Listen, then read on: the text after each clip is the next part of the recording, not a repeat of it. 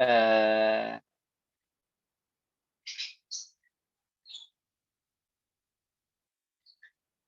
yang baru hadir sama datang juga. Jadi pada kesempatan kali ini diskusi tematik kolaborasi antara KMNU Pajajaran dan PMI Unpad adalah bertema ulama-ulama Sunda yang mengajar di Mekah dan karya-karya ilmiahnya. Kalau teman-teman mungkin membaca tentang mungkin ulama-ulama Jawa Barat atau dulu yang mungkin pernah pesantren, salah satu mungkin yang paling viral atau terkenal itu ada Syekh Nawawi Al-Bantani. Mungkin kalau teman-teman dulu ada yang di pesantren pasti tidak asing dengan misalnya kitab Nasuhul Ibad atau Tijan Ad-Darori atau misalnya ya kitab-kitab lain ya yang dulu dikaji di pesantren itu salah satu yang banyak dikaji adalah hasil karya dari Syekh Nawawi Al-Bantani. Nah, pada kesempatan kali ini mungkin kita akan mengarah ke situ atau mungkin Pak Acing ini biasanya mempunyai informasi-informasi yang menarik. Jangan-jangan ada nih selain Syekh Nawawi Al-Bantani yang sangat banyak, yang sangat viral atau sangat terkenal yang mempunyai karya-karya intelektual yang dulunya pernah mengajar di Mekah, ulama-ulama Sunda itu. Untuk itu, untuk menyimak waktu, mangga Pak Aceng, waktu dan tempat dipersilahkan. Baik, terima kasih Kang Haidar. Kita mulai ya. Bismillahirrahmanirrahim. Assalamualaikum warahmatullahi wabarakatuh. Alhamdulillahirabbil alamin. Wassalatu wassalamu ala asyrafil anbiya'i wal mursalin sayyidina wa habibina wa syafi'ina wa dzukhrina wa maulana Muhammadin wa ala alihi wa ashabihi wa tabihi wa tabi'in bi ihsanin ila yaumiddin. Subhanaka la ilma lana illa ma 'allamtana innaka antal alimul hakim wa subhanaka la fahma lana illa ma fahamtana innaka antal fahamul halim. Yang terhormat para sesepuh, para orang tua, pembina di PMII dan juga KMNU Unpad, rekan-rekan peserta diskusi ngabuburit kali ini yang ini temanya luar biasa menarik, yaitu tentang ulama-ulama Sunda yang mengajar di Mekah, sekaligus apa saja karya-karya intelektual yang ulama-ulama Sunda di Mekah itu lahirkan.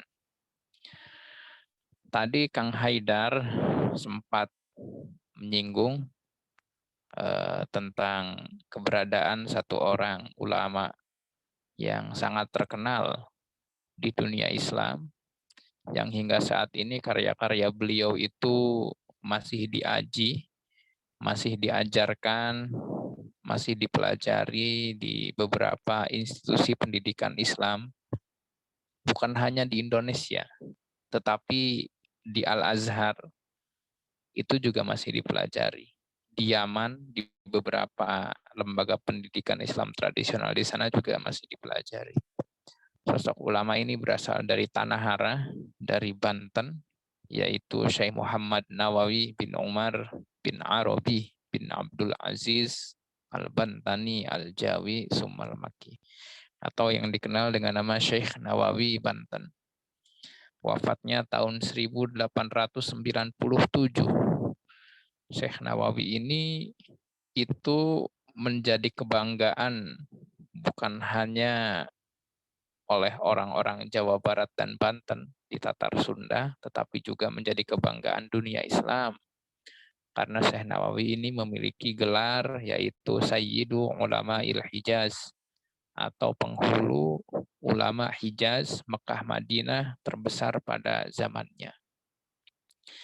Syekh Nawawi ini itu bukan hanya menjadi guru para ulama Nusantara, termasuk di dalamnya adalah ulama-ulama Sunda yang bermukim di Mekah pada akhir abad ke-19. Karena Syekh Nawawi ini wafatnya tahun 1897, tetapi murid-murid beliau juga adalah banyak ulama-ulama besar dari berbagai penjuru dunia Islam. Yang menjadi kebanggaan di sini ternyata Syekh Nawawi ini berasal dari Tatar Sunda. Syekh Nawawi ini berbicara dalam dua bahasa, berbicara dalam bahasa Jawa, Jawa Serang ya, juga berbicara dalam bahasa Sunda.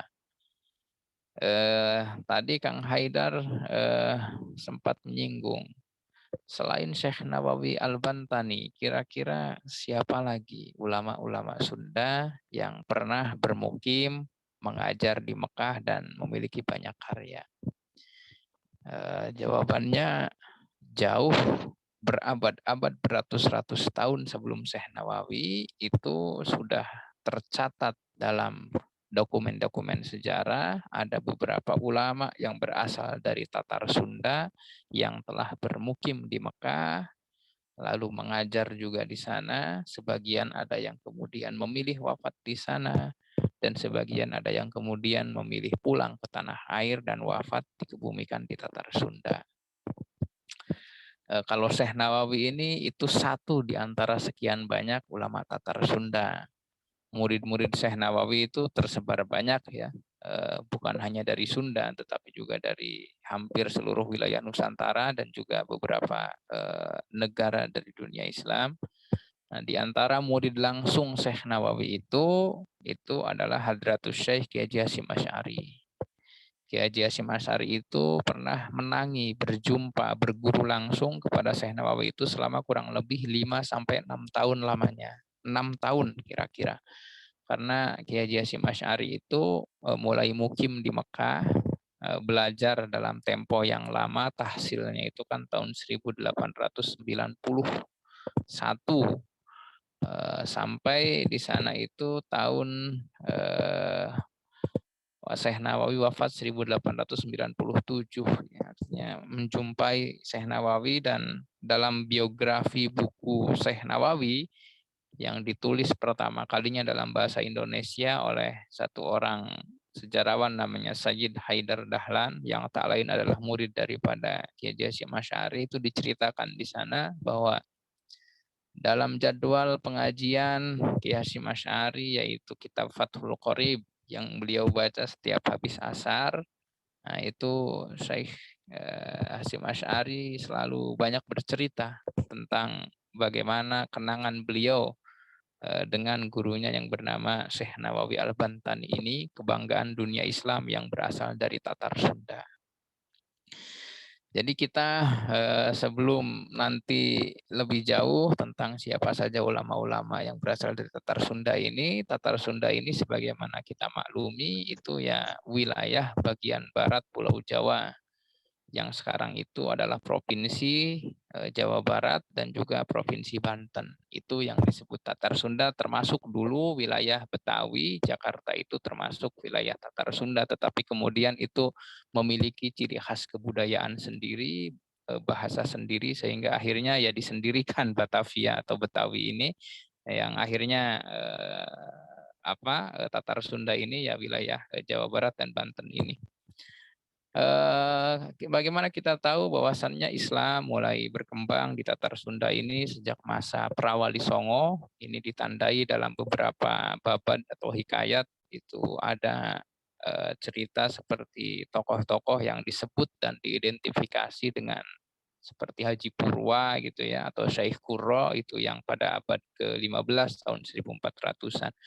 Tetapi yang paling jelas pengaruh Islam mulai besar, mulai cepat berkembangnya di wilayah Jawa Barat itu ya setelah berdirinya Kesultanan Cirebon dan juga Kesultanan Banten. Itu pada abad ke-16 awal, ditambah lagi dengan keberadaan Kesultanan Mataram yang ikut memiliki pengaruh besar di wilayah Sunda ini, utamanya pada awal abad ke-17 ya. Jadi islamisasi wilayah Tatar Sunda ini itu ada dari arah utara, dari arah pesisir yang itu diprakarsai oleh Cirebon dan juga Banten. Ada juga yang berasal dari wilayah selatan. Selatan ini masuk dari Galuh itu yang kemudian diprakarsai oleh orang-orang Mataram pada masa Sultan Agung. Tetapi orang-orang Mataram ini masanya 1 abad setelah masa Cirebon dan Banten ini. Nah, kita belum menemukan di sini dokumen-dokumen sejarah yang tua yang berasal dari tahun 1500-an terkait keberadaan ulama-ulama di Tatar Sunda ini, dalam arti ulamanya yang tercatat pernah mukim di Mekah, memiliki karya dan seterusnya. Tetapi dokumen yang paling tua yang bisa kita telaah di sini itu berasal dari paruh pertama abad 17, yaitu ketika pada tahun 1636, sesuai dengan yang diceritakan dalam buku sejarah Banten atau Babat Banten di sini, ada Sultan Banten keempat. Sultan Banten keempat namanya adalah Sultan Abul Mafakhir Mahmud Abdul Qadir, putra daripada Sultan Maulana Muhammad, putra daripada Sultan Maulana Yusuf, putra daripada Sultan Maulana Hasanuddin, pendiri Kesultanan Banten.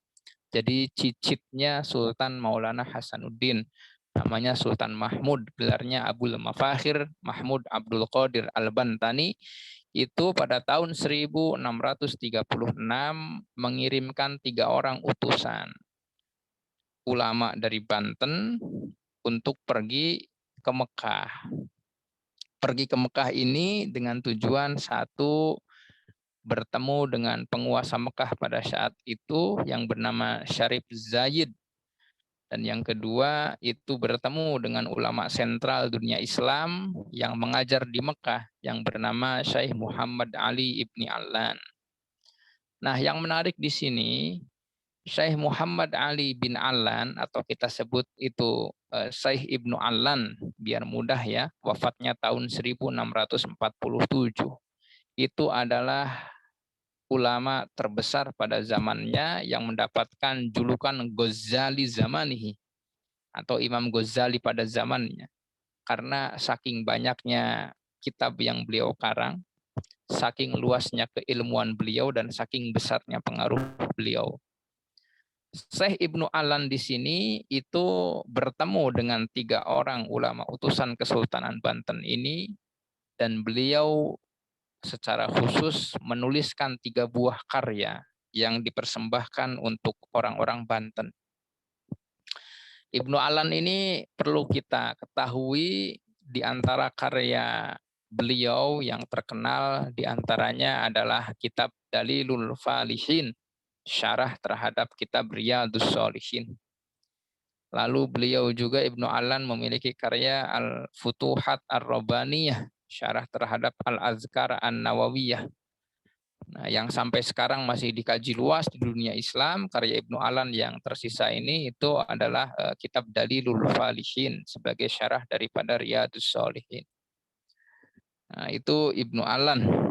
Dan beliau memiliki beberapa murid yang berasal dari Sunda, diantaranya dari Banten ini, termasuk disebutkan di sana muridnya itu adalah Sultan Abul Mafakhir sendiri. 3 ini namanya Wang Sadik Rama, saya kurang ingat pastinya, kawan-kawan bisa cek sendiri nanti di beberapa sumber informasi. Yang jelas 3 orang ini nama-namanya adalah nama-nama Sunda. Satu di antara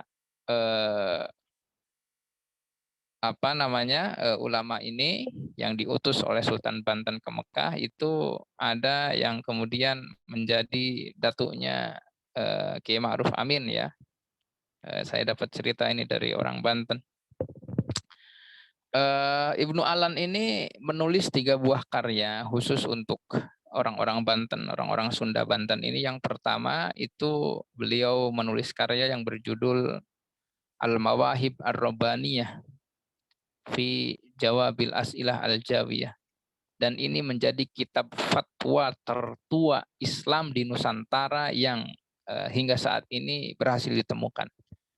Jadi saat itu Sultan Banten Abul Mafakhir mengajukan 10 buah pertanyaan terkait masalah-masalah keislaman yang berkembang di wilayah Banten, termasuk pertanyaan-pertanyaan yang menyangkut terkait masalah etika, politik tata negara yang berkaitan dengan kitab Nasihatul Muluk karangannya Imam Ghazali.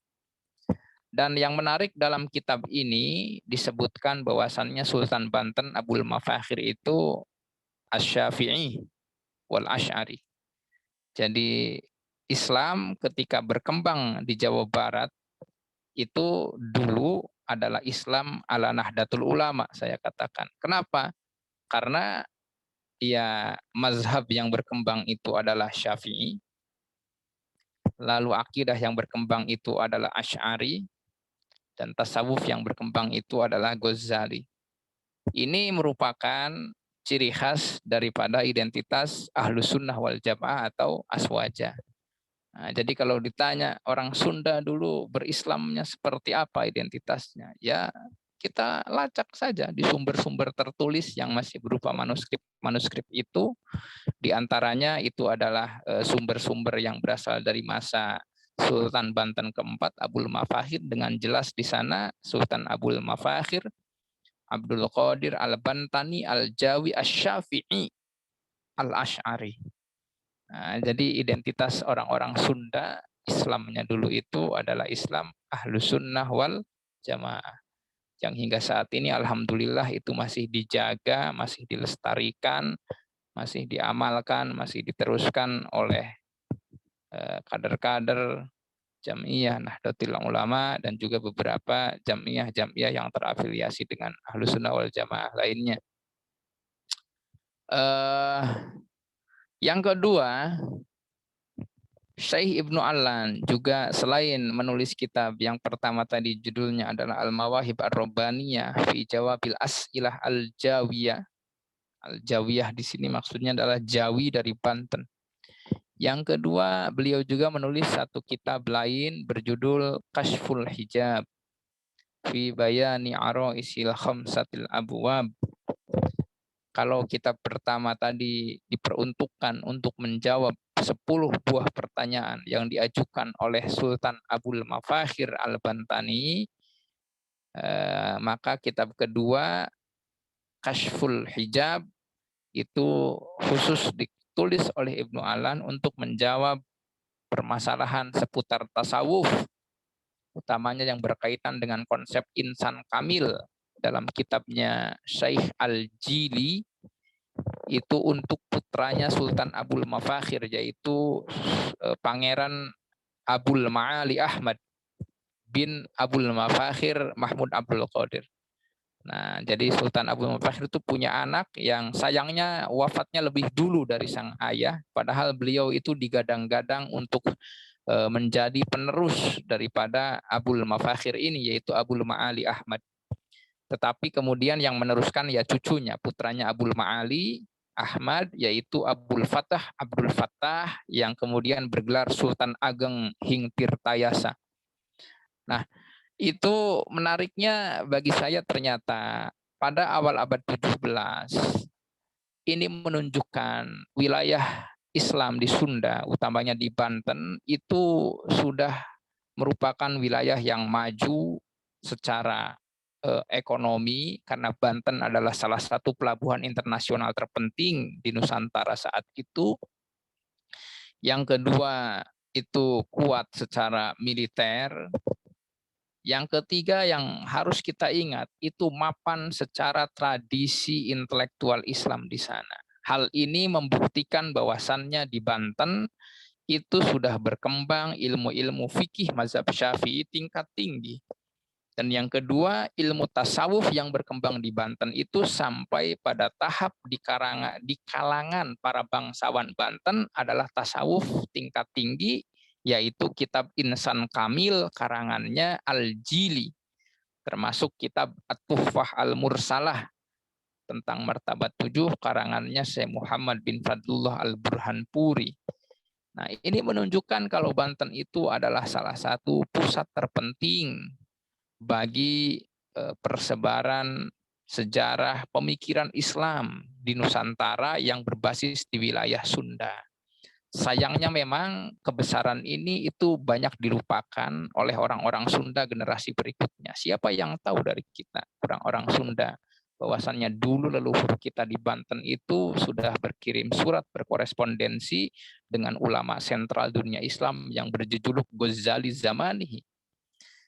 Siapa yang tahu dari kita orang-orang Sunda kalau leluhur kita dulu itu telah lebih dahulu daripada Sultan Agung di Mataram, Jawa, berkirim surat kepada Syarif Zaid di Mekah, dan dari surat itu kemudian Sultan Syarif Zaid di Mekah itu memberikan gelar Sultan kepada Sultan Banten itu, yang membuat Sultan Agung cemburu dan merasa iri hati, sehingga akhirnya Sultan Agung menyusul mengirimkan utusannya pergi ke Mekah meminta gelar Sultan juga.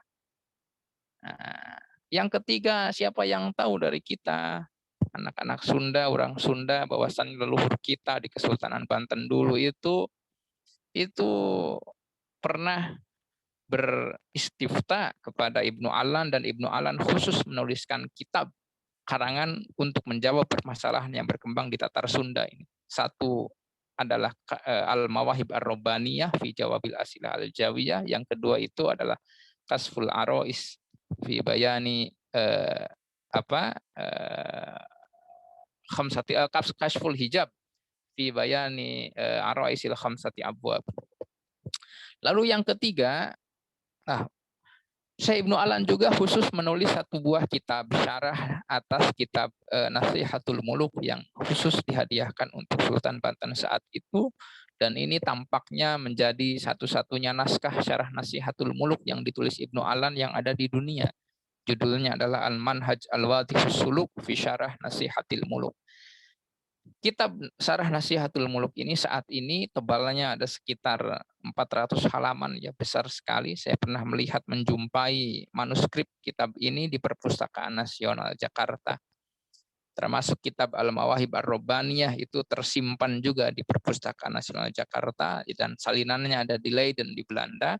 Lalu yang kedua tentang Kashful Hijab itu saya jumpai manuskrip kitab ini di Perpustakaan Leiden di Belanda. Seorang kawan berbaik hati mengirimkan file digitalnya kepada saya, dan membuat saya merasa dulu ternyata pencapaian keilmuan keislaman orang-orang Sunda ini sudah sampai setinggi ini dan sekosmopolit ini. Itu pertama, awal abad ke-17 ya. Yang kedua, Tatar Sunda, dalam hal ini Banten pada saat itu sebagai salah satu pusat terpenting peradaban Islam di Nusantara, itu banyak disinggahi oleh ulama-ulama besar dunia Islam. Di antara dokumen yang mencatat pada masa yang sama, tahun 1630-an itu adalah dokumen perjalanan seorang ulama Al-Azhar namanya Al-Mansur bin Al-Mansuri ya. Itu terekam dalam kitabnya Ar-Rihlah Al-Mutawakkiliyah. Al-Mutawakkil ini sebagaimana kita tahu ini adalah sultan yang ada di Yaman yang memiliki kekuasaan otonom, tetapi secara politis dia berada di bawah kekuasaan besar Turki Utsmani. Dalam Rihlah Mutawakkiliyah diceritakan bahwasannya Syekh Mansur Al-Mansuri Al-Misri Al-Azhari itu pada awal abad ke-17 di masa Sultan Abul Mafahir pernah berkunjung ke Kesultanan Banten. Dan beliau tuliskan di Banten ini suasana bagaimana, bandar yang makmur, kesultanan yang kuat, lalu yang paling penting adalah tradisi keilmuan Islam yang berkembang dengan sangat menakjubkan ya. Nah, itu pada awal abad ke-17. Lalu 50 tahun kemudian, paruh kedua abad ke-17. Kalau tadi paruh pertama, paruh awal abad 17, ini paruh akhir abad ke-17. Wilayah Tatar Sunda juga masih tetap menyaksikan perkembangan tradisi intelektual ulama-ulamanya yang terkoneksi dengan pusat keilmuan dan spiritual Islam yang ada di Mekah dan Madinah. Ini ditandai kalau tadi ulama sentralnya bernama Muhammad bin Allan, maka generasi paruh kedua abad ke-17 ini ulama sentralnya yang pertama adalah Ahmad Al-Qushashi dan menantunya Ibrahim Al-Qurani, yang kemudian dari sosok dua orang ini itu tersebar tradisi tasawuf tarekat Syattariyah di Tatar Sunda melalui sosok Syekh Abdul Muhyi yang dimakamkan di Pamijahan, Tasikmalaya. Jadi Ahmad Al-Qushasyi dan juga Ibrahim Al-Qurani, kalau Ahmad Qushasyi ini yang wafat pada tahun 1660, kalau menantunya Ibrahim Qurani itu wafat tahun 1690.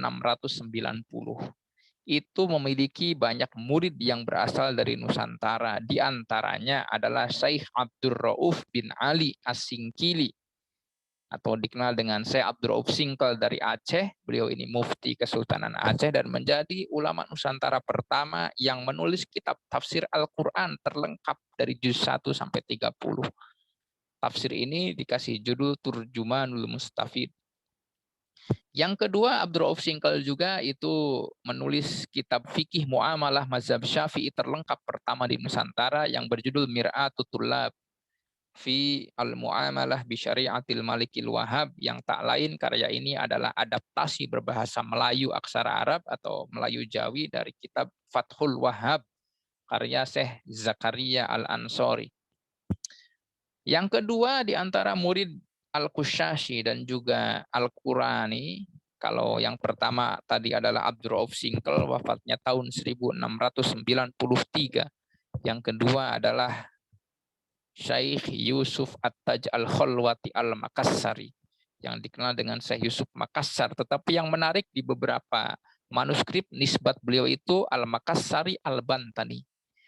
Saya cari tahu kok bisa ini ada orang Makassar, orang Bugis, tetapi kemudian menjadi orang Sunda Banten. Ternyata usut punya usut, Syekh Yusuf Makassar ini setelah bersama-sama Syekh Abdul Rauf Singkil menimba ilmu kepada Syekh Ahmad Al-Qushasyi dan juga Syekh Ibrahim Qurani di Madinah, kalau Syekh Abdul Rauf Singkil pulang ke Kesultanan Aceh menjadi mufti di sana. Sementara Syekh Yusuf Makassar tidak pulang ke Goa, tidak pulang ke kerajaan Goa, tetapi pulang ke Banten dan menjadi mufti di Banten.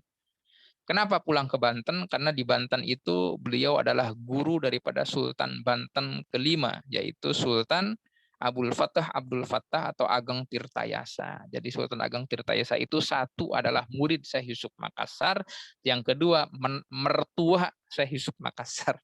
Jadi Syekh Yusuf Makassar itu salah satu istrinya itu adalah putri daripada Sultan Ageng Tirtayasa. Nah, Syekh Yusuf Makassar itu kalau Syekh Abdul Rauf Singkil itu dikenal sebagai seorang ahli tafsir, ahli fikih, dan juga ahli tasawuf, banyak karyanya. Kalau Syekh Yusuf Makassar ini dominan terkenal sebagai ahli tasawuf. Di antara kitab karangannya adalah Zubdatul Asror, Silur Asror, Al-Barokat As-Sailaniyah, An-Nafahat Al-Yusufiyah, dan lain sebagainya. Syekh Yusuf ini kontak senjata dengan VOC yang ada di Batavia dan ditangkap oleh VOC, lalu dipenjara di Batavia, lalu pengaruhnya masih besar, dibuang ke Makassar, dibuang ke Sri Lanka, dan di Sri Lanka ternyata Syekh Yusuf ini pengaruhnya masih tidak hilang karena rombongan haji itu berlayar dari Mekah, Jeddah, Aden, lalu sebelum ke Nusantara singgah di beberapa pelabuhan di India, diantaranya singgah di Sri Lanka, dan beliau tetap dikunjungi. VOC pusing, ini orang udah di Sri Lanka pengaruhnya tetap besar ternyata. Termasuk di sini adalah Emperor Mughal yang pada saat itu berkuasa, yaitu Aurangzeb, Sultan Mughal Aurangzeb yang berbasis di Agra di Delhi. Itu ternyata adalah murid daripada satu orang ulama besar India namanya Syah Waliullah Ad-Dihlawi, yang tak lain adalah kawan Syekh Yusuf Makassar, sehingga Sultan Aurangzeb ini mengultimatum Belanda yang ada di Sri Lanka, Belanda, ya orang kalau berbuat apa-apa terhadap satu orang ulama dari Banten ini, maka you punya urusan dengan Emperor Mughal, dengan Aurangzeb. Belanda tambah pusing. Akhirnya Syekh Yusuf dibuang lebih jauh lagi ke Cape Town, ke Afrika Selatan, dan ini menjadi kebanggaan lagi karena dibuangnya Syekh Yusuf ke Cape Town, Afrika Selatan itu menjadi penanda awal mula tersebarnya agama Islam di sana. Jadi ulama itu, Haidar, itu seperti matahari ya. Dia ditenggelamkan di satu tempat tetapi cahayanya akan terbit di tempat yang lain. Nah itu Syekh Yusuf. Cuman sayangnya memang Syekh Yusuf ini terkenal dengan nisbat Makassarnya, bukan dengan nisbat orang Sunda, orang Bantennya. Padahal ketika perang dengan VOC, Syekh Yusuf itu membangun basis perlawanannya di daerah Priangan. Di antaranya pernah sampai Syekh Yusuf ini ke wilayah Pamijahan. Salah satu muridnya adalah Syekh Abdul Muhyi tadi itu ya. Cuman tidak banyak dinarasikan, tidak banyak disebut, dan kita orang Sunda tidak akrab.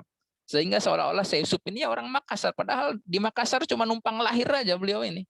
Sementara karir intelektualnya, karir kemuftiannya, karir perjuangannya itu di Sunda, di Banten.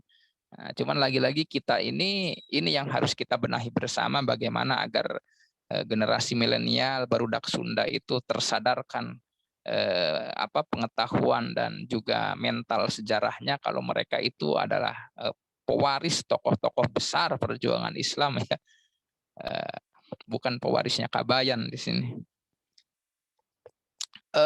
Syekh Yusuf Makassar tadi itu, atau dikenal dengan Syekh Yusuf Banten, itu akhir abad ke-17. Yang ketiga, ada satu tokoh lagi di sini yang berasal dari Banten asli.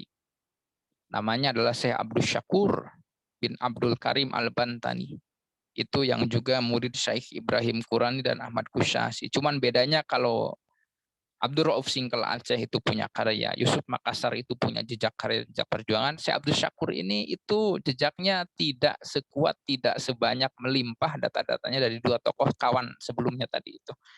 Tetapi yang menarik, Syekh Abdul Syakur Banten di sini itu ditemukan jejaknya jauh justru di Filipina Selatan, di Mindanao. Itu ada satu ulama dari Mindanao, kalau namanya tidak Mahmud, mungkin Abdul Hamid ya. Ini Prof. Oman Fathur Rahman pernah menjumpai satu kitab Tarekat Syatariah, itu karangan ulama Mindanao yang mengatakan beliau itu adalah murid daripada Syekh Abdul Syakur, keramat besar yang dimakamkan di Banten katanya. Oh, ini menarik di sini. Ternyata dulu Banten itu memang betul-betul menjadi pusat tradisi pemikiran, pendidikan intelektual Islam, yang mana orang-orang dari berbagai penjuru Nusantara datang ke Banten. Yang sudah terbukti Syekh Yusuf Makassar datang ke Banten, lalu yang tadi ulama dari Mindanao itu datang juga ke Banten dan berguru kepada namanya Syekh Abdul Syakur bin Abdul Karim Al-Bantani, atau Syekh Abdul Syakur Banten di sini. Nah, itu diantara beberapa ulama akhir abad ke-17 yang berasal dari Tatar Sunda tadi ya. Lalu ulama ini punya murid generasi ulama yang hidup dan wafat di awal abad 18, yaitu Syekh Abdul Muhyi dari Pamijahan. Syekh Abdul Muhyi Pamijahan itu wafatnya tahun 1730. Dan dalam banyak silsilah genealogi keilmuan, sanad keilmuannya, Syekh Abdul Muhyi Pamijahan, atau yang disebut dengan Panembahan Sedaing Karang ya. Beliau punya banyak gelar, diantaranya adalah Syekh Safarwadi. Kenapa Safarwadi? Karena beliau itu melakukan perjalanan menyusuri lembah-lembah berbukit sampai akhirnya menetap di daerah Karang di Pamijahan itu, dan menjadi salah satu basis atau pusat dakwah Islam di wilayah Priangan Timur pada awal abad ke-18 di sini. Syekh Abdul Muhyi Pamijahan ini itu dalam banyak silsilahnya dengan jelas tersambung sebagai murid daripada satu Syekh Abdul Rauf Singkel dari Aceh tadi itu, dan yang kedua adalah murid daripada Syekh Abdul Syakur Banten. Nah, jadi menarik di sini karakteristik kosmopolitan Islam yang berkembang di Sunda saat itu adalah Islam satu yang Ahlus Sunnah wal Jamaah, yang kedua yang berbasis tradisi keilmuan, yang ketiga yang sanad keilmuannya jelas tersambung. Jadi kalau kita runut, misalkan Abdul Muhyi Pamijahan itu murid daripada Abdul Rauf Singkel, Abdul Rauf Singkel murid daripada Ahmad Kusyasi dan Ibrahim Qurani. Ahmad Kusyasi itu adalah cucu murid daripada Syekh Ibnu Hajar Al-Haytami Al-Makki yang mengarang kitab Al-Manhaj Al-Qawim, syarah terhadap Masailut Ta'lim, yang kemudian dihasyiah oleh gurunya Kiai Hasyim Asy'ari yang bernama Syekh Mahfud Termas, Hasyiah Tarmasi ala Al-Manhaj Al-Qawim. Lalu yang kedua Ibnu Hajar Haytami itu juga menulis kitab yaitu Tuhfatul Muhtaj, syarah Minhaj ya, karangan Minhajul Talibinnya Imam Nawawi. Ibnu Hajar Haytami adalah murid daripada Zakaria Al-Ansori. Zakaria Al-Ansori adalah pengarang kitab Fathul Wahhab. Zakaria Al-Ansori adalah murid daripada Ibnu Hajar Al-Asqalani yang mengarang kitab Bulughul Maram. Min Adillatil Ahkam itu ya, yang mengarang kitab Fathul Bari, syarahnya Shahihil Bukhari, Ibnu Hajar Al-Asqalani, ditarik lagi ke atas itu masih tersambung dengan Imam An-Nawawi yang menulis kitab Raudatul Thalibin, lalu mengarang kitab Minhajut Thalibin, mengarang kitab Majmu' Syarah Muhadzab, yang mengarang kitab Riyadhus Shalihin yang disyarah oleh Ibnu Alan, gurunya Sultan Banten tadi, yang mengarang Al-Adhkar An-Nawawiyah dan kitab-kitab lain. Yang paling populer di kalangan pemula itu adalah kitab hadis 40-nya Al-Arba'in An-Nawawiyah ya. Lalu Imam Nawawi ini tersambung sebagai generasi murid daripada Imam Rafi'i yang menulis kitab Al-Muharrar Al-Wajiz. Imam Rafi'i ini Muharrar Wajiz merupakan penerus daripada kitabnya Al-Wajiz karangannya Imam Ghazali. Imam Ghazali kita tahu ya, beliau Hujjatul Islam, kitab karangannya banyak ya dalam berbagai bidang. Misalkan dalam tasawuf ada Bidayatul Hidayah, ada Ayyuhal Walad, ada Minhajut Thalibin, dan masterpiece-nya adalah Ihya Ulumuddin. Lalu dalam fikih Syafi'i ada kitab Al-Wajiz, Al-Basit, Al-Ajiz. Dalam usul fikih ada Al-Mustasfa dan lain sebagainya. Imam Ghazali ini murid daripada Imam Haramain Al-Juwaini yang menulis kitab Nihayatul Matlab ila Dirayatil Mazhab. Lalu tersambung terus generasi murid Imam Syafi'i. Imam Syafi'i adalah murid daripada Imam Malik. Malik murid daripada Imam Nafi. Nafi merupakan murid daripada sahabat Abdullah bin Umar. Abdullah bin Umar itu adalah sahabat murid langsung daripada Rasulullah Shallallahu Alaihi Wasallam. Jadi karakteristiknya jelas ya. Tradisi keislaman yang berkembang di Sunda itu sanad keilmuannya pada masa dulu itu memiliki ketersambungan genealogi intelektualnya kepada ulama-ulama besar dunia Islam sampai kepada Kanjeng Rasul Shallallahu Alaihi Wasallam. Itu abad ke-17 dan abad 18 awal. Abdul Muhyi Pamijahan ini di antara keturunannya ada yang banyak wafat di Pamijahan sebagai jangkar penyebar Islam di Priangan. Ada juga yang kemudian pergi ke Majalengka, Haidar, ke kampung saya. Namanya adalah Syekh Fakih Ibrahim. Syekh Fakih Ibrahim ini wafatnya di Banjaran di Talaga karena beliau itu menikah dengan putrinya Sunan Wanaprih ya, masih keluarga kerajaan Talaga Manggung.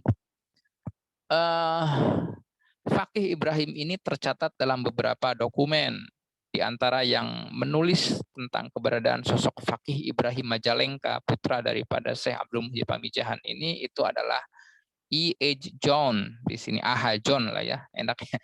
Itu menulis ketika meneliti tentang Syekh Abdul Muhyi Pamijahan, itu ditulis di antara putranya itu adalah Fakih Ibrahim, termasuk yang kemudian dikembangkan oleh Pak Tommy Kristomi dalam bukunya The Science of Wali atau Sinyal Para Aulia ya, yang diterbitkan di Australia. Disebutkan kalau Syekh Fakih Ibrahim Majalengka ini menjadi guru tasawuf Kanjeng penghulu besar Syekh Abdurrahman di Kartasura di Jawa Tengah.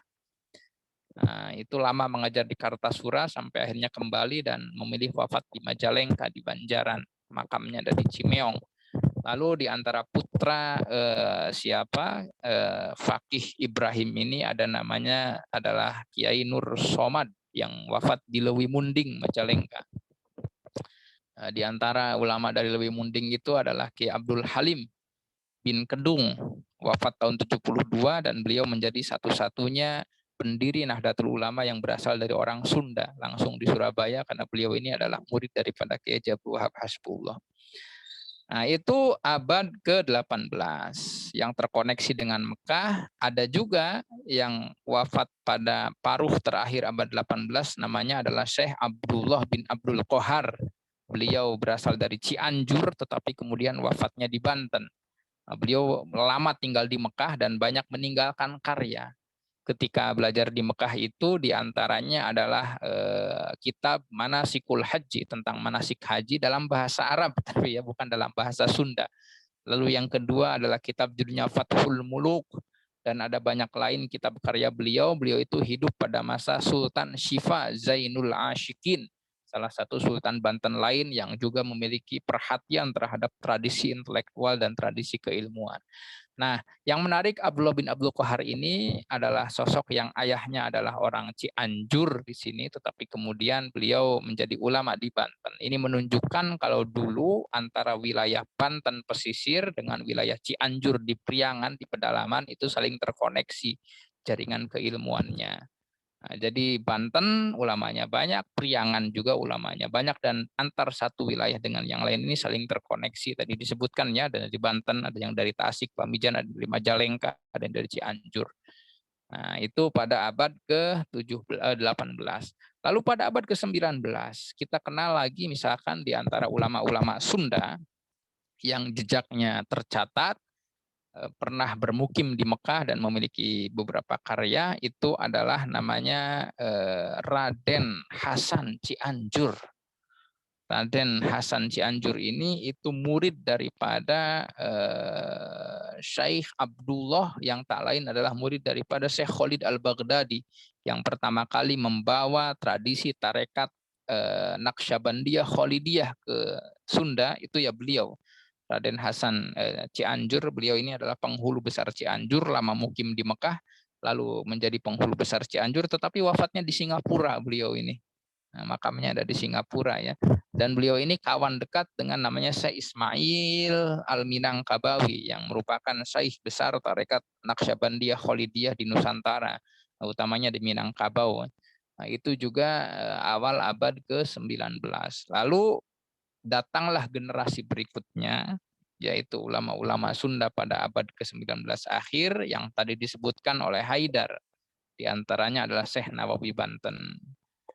Yang kedua ada namanya Syekh Marzuki Banten, sepupu daripada Syekh Nawawi, itu mengajar di Mekah juga dan wafat di Mekah. Yang ketiga adik-adik Syekh Nawawi, ada namanya Syekh Tamim Banten, Syekh Ismail Banten. Nah, Banten ini kebetulan itu yang paling banyak memasok ulama-ulama asal Sunda yang mengajar di Mekah pada akhir abad 19, sebagaimana ini diabadikan oleh Senok Nugroho dalam bukunya Mekah akhir abad 19 yang terkenal itu ya. Yang menarik di sini adalah Syekh Nawawi Banten itu memiliki satu kawan, satu generasi yang wafatnya tidak jauh berbeda dengan beliau, yaitu ulama besar dari Cianjur namanya Muhammad Soheh, yang wafat di Bunikasih, ada di Warung Kondang Cianjur. Itu terabadikan sosok Kiai Soheh ini dalam beberapa dokumen Senok Nugroho juga, dicatat dalam dokumen Senok Nugroho itu sebagai guru Syekh Tolhah Kalisapu, yang sebelum berangkat ke Mekah itu belajar dulu kepada Kiai Soheh Bunikasih, dan Syekh Soheh Bunikasih itu adalah murid langsung daripada Syekh Ibrahim Al-Baijuri, Grand Syekh Al-Azhar, yang menulis banyak kitab, diantaranya adalah Hasyiah Al-Baijuri ala Fathil Qorib. Syekh Soheh Bunikasih ini satu angkatan dengan Syekh Nawawi, satu angkatan juga dengan satu ulama dari Garut, dari Bojong, namanya adalah Kiai Muhammad Azra'i, yang tak lain adalah ayah daripada Kiai Umar Basri, pendiri pesantren Fauzan. Lalu Syekh Soheh Bunikasih ini juga tercatat sebagai salah satu pilar utama guru daripada Kiai Ahmad Syatibi Gentur, yang kita kenal Kiai Syatibi Gentur ini sebagai Syekh Masyayikh ulama Tatar Sunda, utamanya yang berasal dari Priangan ya.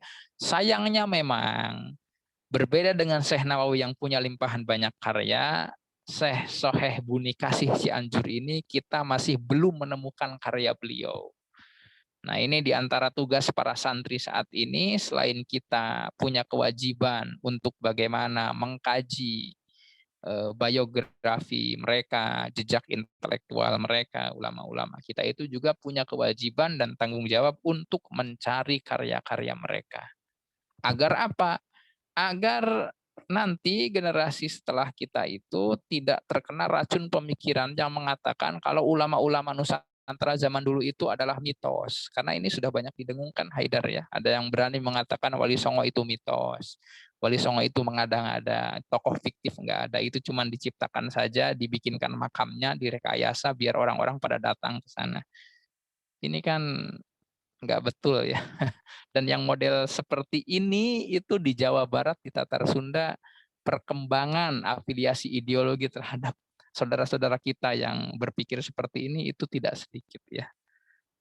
Ini PR besar kita di sini, saya pikir kader-kader Ahlus Sunnah wal Jamaah di Tataran Sunda untuk bagaimana memiliki tanggung jawab dan kewajiban untuk yaitu menuliskan sejarah Tatar Sunda ini. Keislamannya adalah keislaman yang sejak dari dulu itu adalah keislaman yang Ahlus Sunnah wal Jamaah, dan ulamanya banyak, ulamanya saling terkoneksi dengan ulama-ulama besar dunia Islam, terutama yang ada di Mekah dan Madinah, dan juga memiliki banyak karya.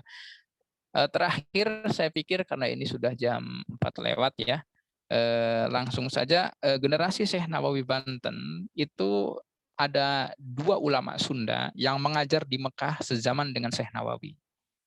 Nah, ini dicatat dalam sumber-sumber Snok Hurgronya, tetapi Snok Hurgronya ini sumbernya berasal daripada satu ulama dari Banten yang bekerja di konsulat Belanda yang ada di Jeddah, namanya Kiai Abu Bakar Jayadiningrat.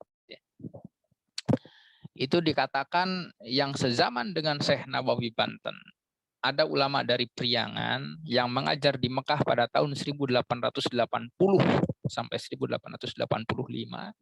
Itu pertama adalah Syekh Muhammad Garut. Syekh Muhammad Garut ini itu berasal dari keluarga pesantren Cibalong. Di antara leluhur Kiai Muhammad Garut itu ada namanya Kiai Hasan Basari Kiara Koneng. Lalu Kiai Hasan Basari Kiara Koneng itu saya pernah cari makam beliau dan ternyata ketemu. Itu adanya di wilayah Karangpawitan ya. Karangpawitan, Kiara Koneng di sana. Lalu punya anak ya Muhammad Garut ini. Muhammad Garut itu menjadi seorang mukri di Mekah, lalu menjadi ulama ahli tata bahasa Arab, ahli fikih, dan juga ahli tasawuf ya. Beliau afiliasi tarekatnya adalah Qadiriyah Naqsyabandiyah karena beliau murid langsung daripada Syekh Ahmad Khatib Sambas. Syekh Muhammad Garut ini diantaranya putra-putranya ada yang pulang ke Garut, ada yang paling tua namanya Ajengan Muhammad Salim yang meneruskan pesantren yang ada di Balong di sini. Cibunut, Balong di Garut ini. Lalu ada putranya yang kemudian wafat di Mekah dan menjadi ulama kiroah di Mekah, namanya Syekh Siroj bin Muhammad bin Hasan Garut. Itu wafatnya tahun 50-an ya. Syekh Siroj Garut ini rekaman suara beliau ada karena beliau ini adalah imam di Masjidil Haram, mukri di Masjidil Haram, dan ulama ahli qiraatil Quran di Masjidil Haram. Nah, Syekh Siroj Garut ini itu ketika masa kecilnya meskipun lahir di Mekah, tetapi kemudian dititipkan oleh Syekh Muhammad ke Kiai Umar Basri Fauzan dan sempat mondok di Fauzan. Keterangan ini saya dapatkan itu di kitab karangannya Syekh Siroj sendiri, yaitu Al-Wahbah Al-Ilahiyah ya. Dalam bahasa Sunda Pegon itu disebutkan ketika membahas tentang masalah astronomi, disebutkan beliau pernah pesantren di Al-Fauzan, yaitu di Syekh Umar Basri. Makanya Fauzan ini termasuk salah satu pesantren yang tua yang ada di Garut dan terkoneksi dengan Mekah ya. Alhamdulillah saat ini Fauzan menjadi pesantren yang masih eksis dan menjadi salah satu basis benteng perjuangan pendidikan Ahlus Sunnah wal Jamaah di Priangan di Tataran Sunda. Lalu selain Syekh Muhammad Garut, itu yang dimention dalam sumber ini ulama Sunda yang mengajar di Mekah dan punya karya di sini adalah Raden Haji Hasan Mustafa. Hasan Mustafa ini sosok yang saya pikir perlu dikaji dalam kacamata santri. Selama ini yang mengkaji Hasan Mustafa kan dalam kacamata sastra modern semua ya. Jadi Hasan Mustafa ini disebut di sana adalah ulama muda Sunda yang alim, yang pada usia 20-an sudah mengajar di Masjidil Haram. Nah, itu Hasan Mustafa disebut memiliki 2 buah karya pada tahun 1880 yang sudah dicetak di Kairo. Alhamdulillah belakangan karya ini ditemukan. Yang pertama itu berjudul Al-Iqdul Al-Jumaniyah. Itu syarah terhadap Nazoman Nahwu yang ditulis oleh Syekh Nawawi, dan ini menunjukkan kalau Hasan Mustafa ini punya kedekatan spesial dengan Syekh Nawawi ya. Jadi ketika Syekh Nawawi menulis satu buah karya Nazoman dalam ilmu Nahwu, Hasan Mustafa mensyarahnya. Sebaliknya, Hasan Mustafa juga menulis satu buah kitab nazom dalam fikih Syafi'i, namanya adalah Al-Fathul Mubin, yang kemudian disyarah oleh Syekh Nawawi menjadi Al-Iqdus Samin, syarah ala Fathil Mubin fi Manzumah Mas'alatis Sittin. Nah, itu Syekh Hasan Mustafa. Dan Syekh Hasan Mustafa ini juga menjadi guru daripada Kiai Syatibi Gentur ketika berada di Mekah pada tahun 1880-an, sekaligus yang tercatat pernah menjadi murid Hasan Mustafa ketika beliau mengajar di Mekah itu adalah Kiai Muhammad bin Alqo, pendiri pesantren Sukamiskin. Saya ketika bulan Oktober kemarin itu silaturahim ziarah ke keluarga pesantren Sukamiskin dan ditunjukkan peninggalan kitab tulis tangan dari Muhammad bin Alqo ini, dan disebutkan beberapa guru beliau di sana. Muhammad bin Alqo itu disebut pernah belajar di beberapa pesantren yang ada di Priangan, termasuk di Garut tadi ya, kepada jaringannya Kiara Koneng di sini, lalu ke Jawa, ke Surabaya. Nah, di Surabaya ini ternyata Kiai Muhammad bin Alqo pernah belajar saat itu di Mbureng dan juga di Sidoresmo. Lalu ke Madura pernah belajar juga ke Sayyidina Khalil Bangkalan. Lalu ketika pergi ke Mekah, dibilang di antara guru-guru Muhammad bin Alqo, pendiri pesantren Sukamiskin Bandung, itu adalah Sayyid Ahmad Zaini Dahlan, mufti Syafi'iyah di Mekah. Lalu Syekh Muhammad bin Sulaiman Hasbullah Al-Maki, pengarang kitab Riyadul Badi'ah, dan disebut Hasan Mustafa. Nah, ini bagi saya ajib ya, maksudnya termasuk Syekh Muhammad Garut yang dari Cibunut tadi, dari Balong tadi disebut sama Syekh Muhammad bin Alqo. Jadi data yang ditulis oleh Syekh Abu Bakar Jadiningrat yang kemudian dikutip oleh Senok dengan apa yang ditulis oleh Muhammad bin Alqo, pendiri pesantren Sukamiskin, itu ternyata cocok. Artinya apa? Hasan Mustafa ini adalah ulama muda dari Priangan, dari Garut, yang ketika usia 20-an itu sudah menjadi pengajar di Mekah. Ketika seusia Haidar berarti ya. Dan perlu diketahui di sini, mengajar di Mekah itu nggak asal ngajar, nggak asal kayak webinar gini kan, Kang Aceng, ayo webinarnya kayak poin naon langsung jadi ngajar. Dulu nggak kayak gitu, Dar. Dulu itu dites dulu, diuji. Sehingga ketika sudah mendapatkan pengakuan dari ulama-ulama besar yang mengajar di Masjidil Haram yang lebih senior, dia akan mendapatkan ijazah disebutnya, atau kredensi keilmuan, izin kalau orang ini diakui keilmuannya, menguasai keilmuan Islam dengan sudah cukup dan boleh mengajar. Kalau belum dapat itu, mana boleh ngajar dia. Kalau zaman sekarang kan enggak. Jadi masa lalunya tepaduli rek jadi preman, rek jadi naon, penting kayak cenah aing yang jadi ustad dandan make peci siga Haidar kitunya, make sorban, terus ngomong tadi YouTube di naon, pokoknya sanggeusna kitu kayak jadi ulama we disebutna. Dulu nggak ada seperti itu. Dulu itu ya parameter keilmuannya harus jelas, lalu diuji oleh ulama senior di Masjidil Haram juga jelas. Hasan Mustafa sudah mencapai derajat itu ketika usia 20-an. Ini kan hal yang luar biasa sekali gitu ya. Nah, anak-anak mahasiswa KMNU Unpad usia 20 sekarang lagi bucin-bucinnya. Kayak Haidar inilah.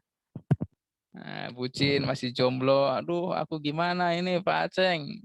Sampai sekarang yang bangunin sahur masih petasan terus, kalau enggak obrog-obrog.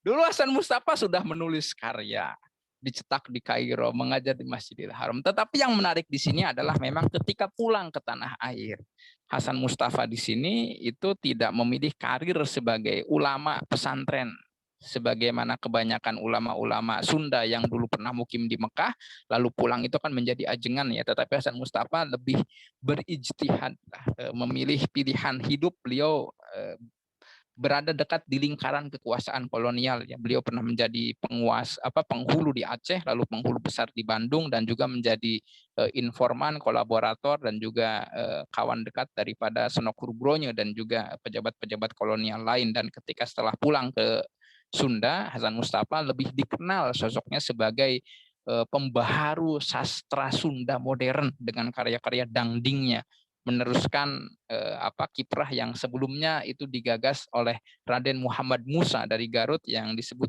oleh Miki Hiromoriyama sebagai bapak kebangkitan sastra Sunda modern gitu ya. Wafatnya tahun 1930 Hasan Mustafa ini, makamnya ada di makam komplek Bupati-Bupati Bandung di Astana Anyar. Lalu generasi setelah Hasan Mustafa itu ada yang mengajar di Mekah juga, namanya Syekh Mukhtar bin Atorid. atau dikenal dengan nama Syekh Mukhtar Bogor. Meskipun nisbatnya dari Bogor, tetapi leluhurnya dari Cianjur beliau ini.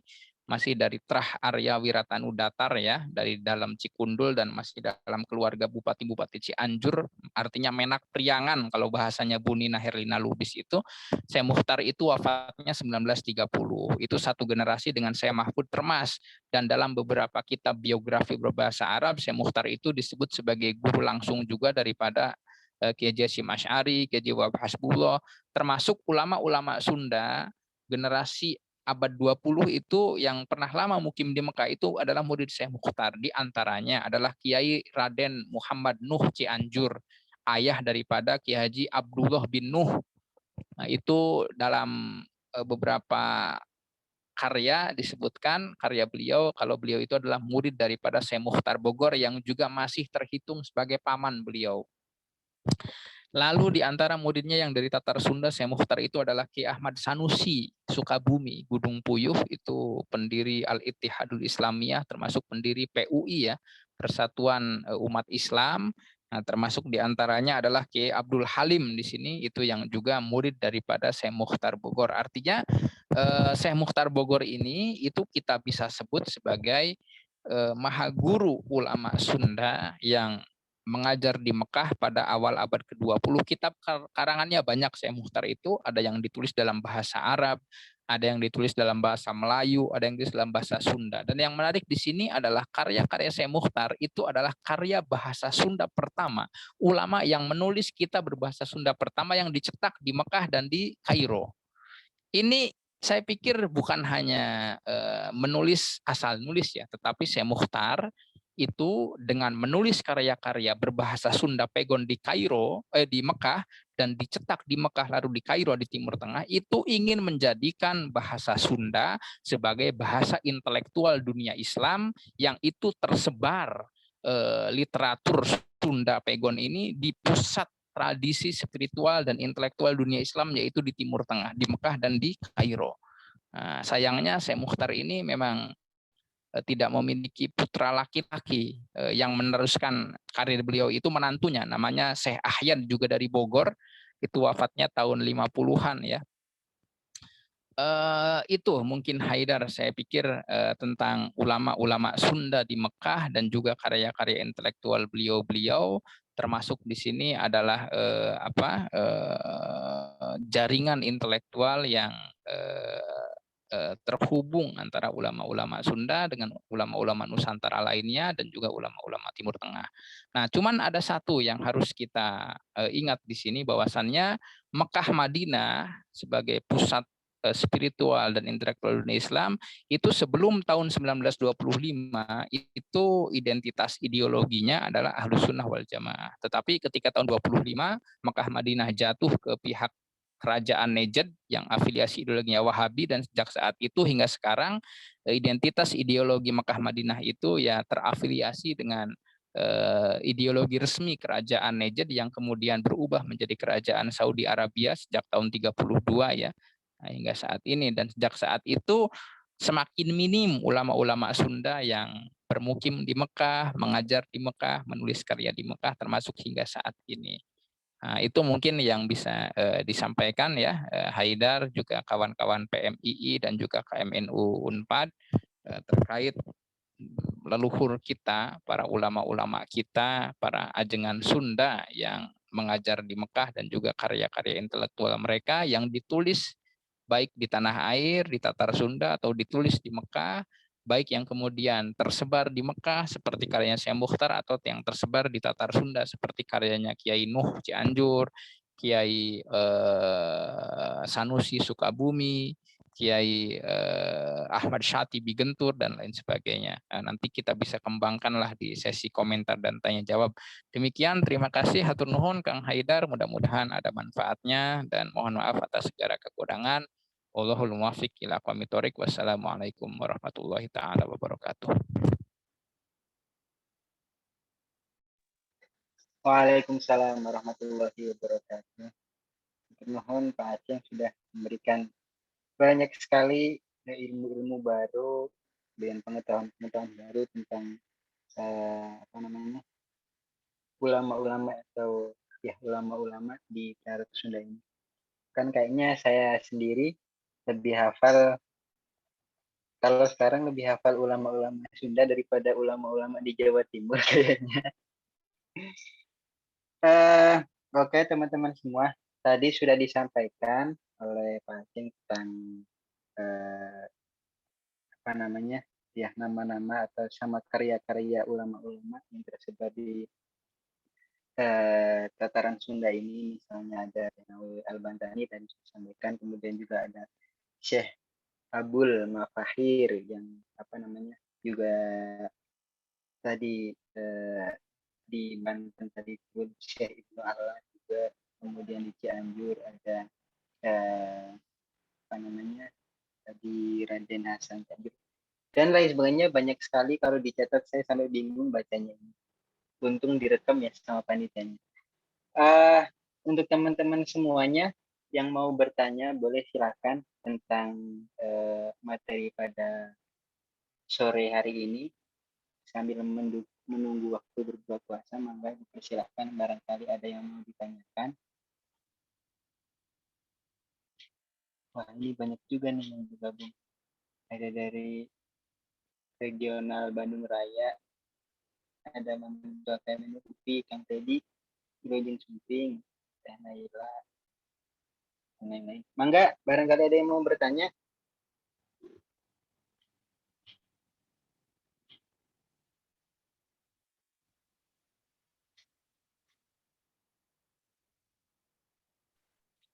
Sambil menunggu, mungkin saya nih, Kang.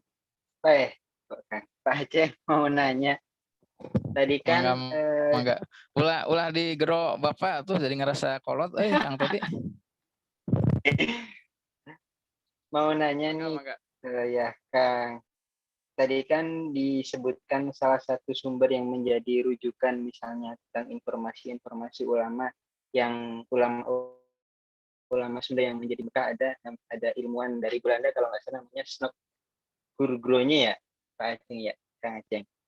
Nah, di beberapa kali ya diskusi-diskusi kemudian sharing-sharing itu disebutkan bahwa Snok Gurgronya ini merupakan salah satu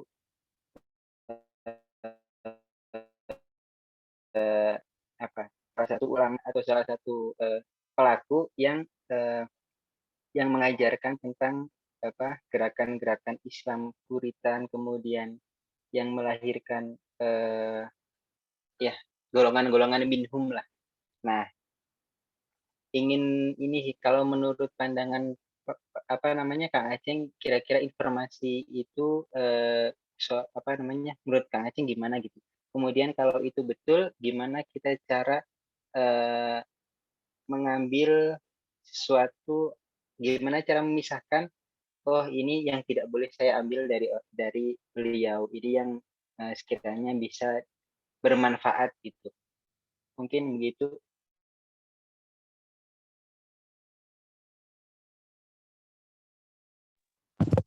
Mau ditampung dulu apa langsung jawab, Kang Haidar?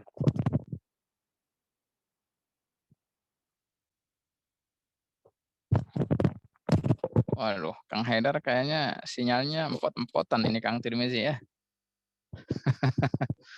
Sambil menunggu yang lain ya. Jadi terkait sosok Snok Rublonya itu, apakah beliau memang punya hubungan dengan saudara-saudara kita yang berada di garis pemahaman Puritan atau kaum modernis ya. Kaum modernis ini diwakili misalkan oleh Persatuan Islam atau Persis, atau oleh Al-Irsyad di sini ya. Dulu ada juga di Garut namanya Majelis Islam Cilame, tetapi kemudian sudah tidak ada lagi, sudah bubar.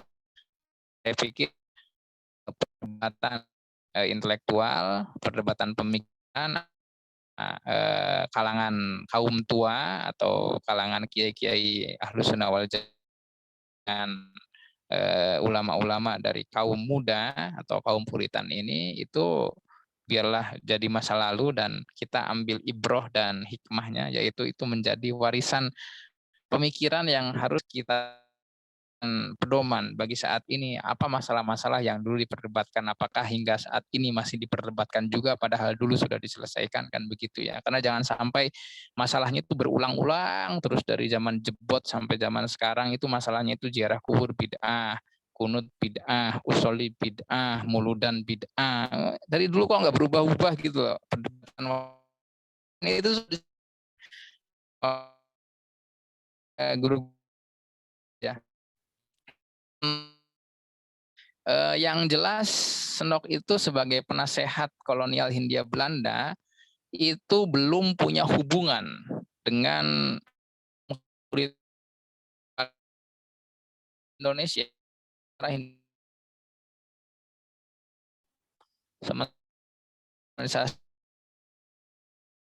Masif gerakannya pulang ya. Itu dari Minangkabau, gerakan kaum muda oleh ayahnya Hamka, lalu di Jogja ada Muhammadiyah 1912, lalu ada Al-Irsyad 1921, lalu Persis 1923. Artinya apa? Itu Senok sudah pulang ke Belanda dari Hindia Belanda sebelum organisasi kelompok Puritan atau kaum muda ini itu berkembang dengan pesat. Yang punya hubungan dekat dengan kaum modernis ini itu pelanjutnya Senok, yaitu Piper.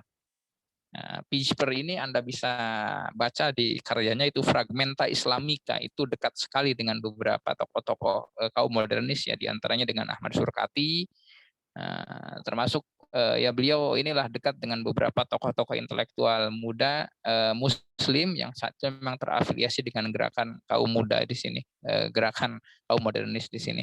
Nah, Senok di sini memang satu sisi kita harus insaf ya, harus insaf itu ya harus adil lah. Maksudnya beliau satu sisi juga adalah seorang orientalis dan bekerja untuk kepentingan kolonial. Dalam beberapa sumber beliau ini adalah biang kerok daripada politik divide et impera di Indonesia ya. Karena beliau dikatakan mengobrak-abrik Islam dari dalam. Tetapi jangan dilupakan, terlepas dari Senok itu adalah figur yang menjengkelkan seperti itu, yang harus kita sadari adalah Senok menyimpan ribuan lembar manuskrip ulama-ulama kita dengan baik saat ini. Anda Haidar, kalau ingin mencari dokumen tentang Syekh Hasan Mustafa, karya-karya beliau, perdebatan beliau, itu tidak bisa ditemukan di Masjid Raya Unpad atau di museum museumnya Jawa Barat itu Sri Baduga. Tetapi Anda harus pergi ke Leiden dan di koleksinya Senok Rugronya. Yang kedua, misalkan ketika Anda ingin mengetahui tentang karya-karya Sayyid Utsman bin Aqil bin Yahya, Mufti Batavia, guru para ulama Nusantara, itu Anda akan sulit untuk menemukannya di keturunan beliau, tetapi akan Anda temukan lengkap karya-karyanya Sayyid Utsman Batavia itu di Leiden di sana. Nah, termasuk manuskrip-manuskrip daripada guru-gurunya Kiai Hasyim Asy'ari itu banyak tersimpan di koleksinya Senok Rugronya yang ada di Leiden. Jadi jangan sampai pandangan buruk kita dan sikap antipati kita terhadap Senok itu kemudian menjadikan kita lupa bahwasannya ada harta karun kita yang disimpan oleh Senok Rugronya yang itu penting untuk untuk identitas kita ya. Sumber-sumber sejarah kita tuh ada di sana. Nah, itu harus kita buka karena itu masih menjadi semacam kotak Pandora ya, kayak kotak tertutup dan di dalamnya ada banyak harta karun karya-karya ulama Nusantara termasuk karya-karya para habaib di sini karena Senok itu rajin berkorespondensi dengan para sadah, para habaib, para alawiyin ya. Selain dengan Said Utsman, beliau juga berkorespondensi dengan Johor misalkan, lalu berkorespondensi dengan Syarif Hashim dan Syarif Kasim yang ada dari Siak dan lain sebagainya. Yang ketiga, jangan dilupakan kalau Senok itu istrinya adalah putri kiai dari Sunda. Yang pertama itu adalah putri daripada penghulu Ciamis, Kiai Kurdi. Yang kedua itu putri daripada Kiai Syuaib atau Khalifah Apo, kawannya Hasan Mustafa, penghulu Bandung. Kalau Hasan Mustafa kan penghulu besarnya, kalau ini penghulunya. Dan anak-anak Senok itu tumbuh dalam agama Islam ya. Kita bisa lihat misalkan di bukunya surat-surat Hasan Mustafa ke Pasna yang diterjemahkan dan disunting oleh Pak Jajang Rohmana dari UIN Bandung. Anak-anaknya Senok itu tetap Islam dan dibimbing oleh Hasan Mustafa. Ketika anaknya menikah, ya menikah dengan cara Islam gitu ya. Ada juga yang anaknya laki-laki itu Raden Yusuf namanya. Tetapi kemudian cucunya itu jadi kalau tidak pemain bola, pemain bulu tangkis. Saya kurang tahu ya. Yang keturunannya itu tidak tersambung ya secara intelektual, lalu secara apa ya? Ya secara dulu Senok kan banyak mengumpulkan karya-karya ulama Nusantara, tetapi tampaknya keturunan Senok itu ya terputus generasi dengan Senoknya, termasuk beberapa di antara keturunan Senok itu ada yang menyembunyikan karena takut disalahpahami. Wah ini cucunya antek Belanda atau gimana gitulah. Nah, tetapi terlepas dari itu yang jelas arsip-arsip manuskrip ulama Nusantara di Leiden itu di antara yang banyak menyumbang koleksinya adalah Senok Rugronya. Selain pendahulunya seperti K.F. Holle yang wafat di Garut, juga pendahulunya yaitu Ludwig van den Berg. Ludwig van der Berg itu bahkan meneliti tentang komunitas Arab di Nusantara dan beliau mensurvei kurikulum pesantren yang berlaku di Sunda, di Jawa, dan di Madura pada tahun 1850-1880. Ini kan arsip-arsip pengetahuan, sumber-sumber sejarah yang kaya yang belum tersentuh oleh kita. Nah, saya ketika melihat beberapa koleksi Senok Rugronya itu banyak juga koleksi ulama-ulama dari Garut, dari Bandung yang dulu itu menjadi pusat pendidikan Islam, di antaranya di Cikalong misalkan ya. Sekarang kan sudah tidak ada lagi itunya, tidak ada lagi pesantren. Tetapi dulu itu ulamanya ada beberapa manuskripnya itu disimpan oleh Senok Rugronya. Begitu Haidar ya. Ya Bapak, atur nuhun pencerahannya. Sami-sami. Oke, barangkali yang lain ada yang mau bertanya lagi? Enggak. Halo Haidar, ada Haidar. Itu Kang Teddy dulu, Kang Teddy dulu. Mangga Kang Teddy, dipersilahkan.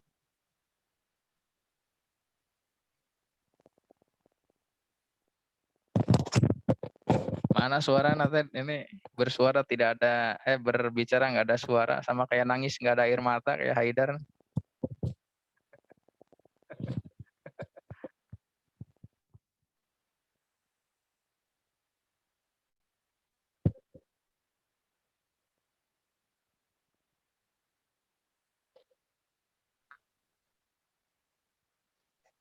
Belum masuk Kang Teddy suaranya.